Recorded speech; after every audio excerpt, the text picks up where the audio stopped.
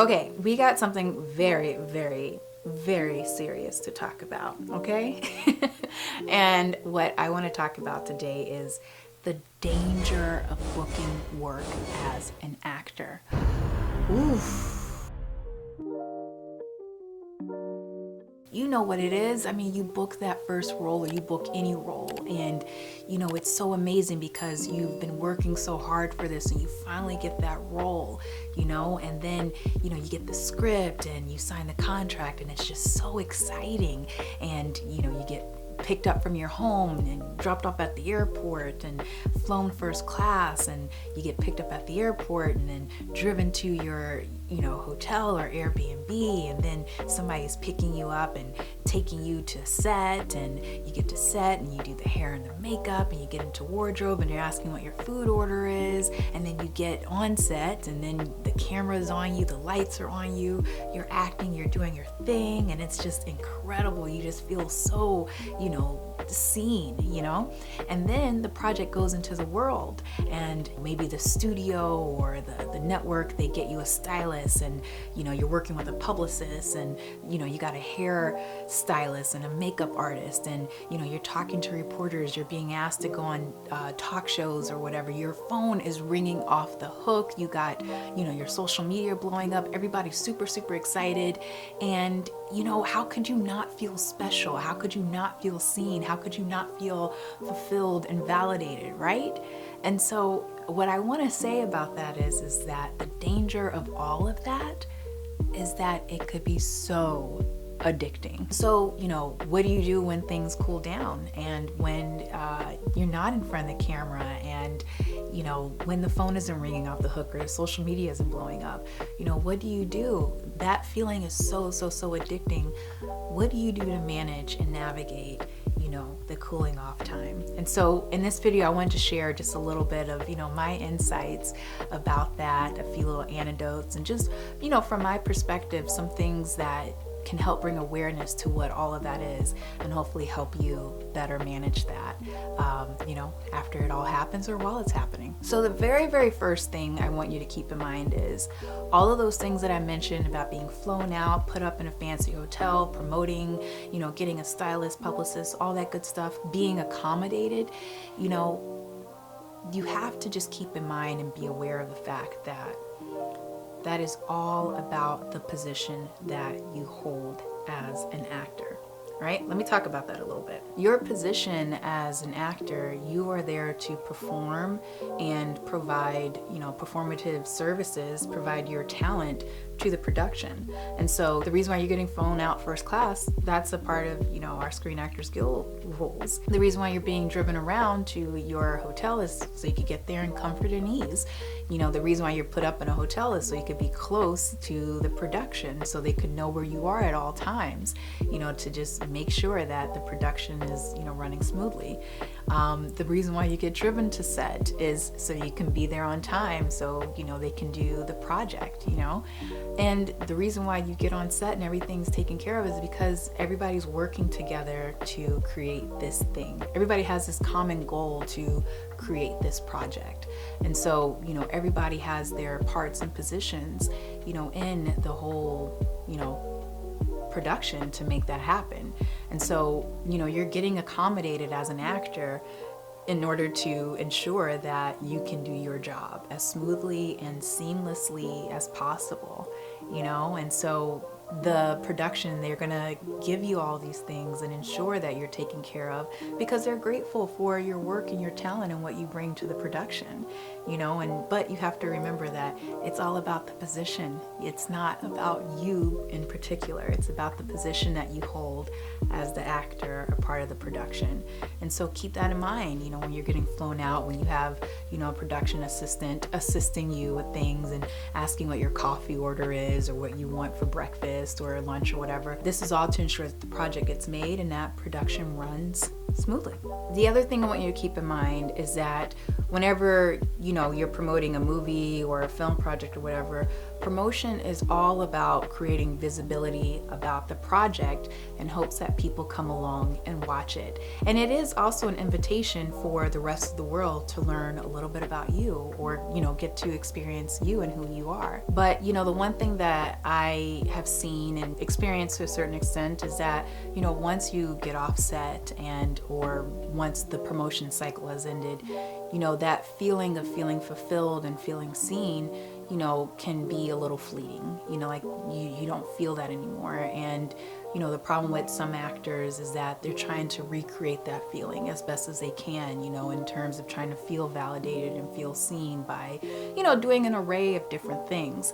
And what I want to say here with everything that I've spoken about so far, again, when you keep in mind that, all those luxuries and accommodations and the camera and the light being on you is all about the position you hold, and it's not necessarily about you, you can start to understand that being on set, being in front of a camera, being under that light, isn't the only thing that's going to validate you as an actor, or validate you as a creative.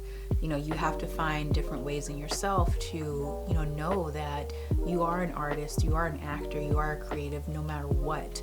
No matter if you're on, whatever talk show or on whoever set, you have to find that validation within yourself. And that's why I say a lot of that stuff can be really addicting. I mean, we've heard that before, like fame can be addicting or whatever. And it's not about so much of the who you are, it's just about the position that you hold and all of it. And so, my little tidbit there and little advice about all of that is just, keep that in mind, first of all, but also, enjoy every moment of it. Just enjoy it, gather those memories, gather, those experiences. I mean, I gotta say, every time I work on a film or a TV show or whatever, and it ends, it's so bittersweet to me because, I've made all these friends and we've kind of created a little bit of, this family atmosphere. We all, have worked towards this goal, and then we finally accomplish it, and then it's all over. And, sometimes I get a little emotional. I'm like, no, it's over, But that's what you should try to take from each working experience or each, promotion cycle that you have. It's just like, have fun with it. Take those memories, those relationships that you formed with other creatives. Just, luxuriate in all of that and capture those memories and, those stories and have them in that memory box to tell to your, grandkids one day, or to just cherish. But don't always try to, after you get that role or after that job is over, don't try to chase that feeling again or try to recreate that feeling again. Because again, we tend to want to equate artistic validation with, working, being seen, being on set, being accommodated, being told that, you're special, you're the star, all those types of things. And, to some extent, yeah, like some of that stuff is really, it could be true and it's feeding the ego and everything, but you just want to be really careful to not have any kind of awareness around any of that. Because let me tell you, this is my third point here. None of us are immune from it all changing one day,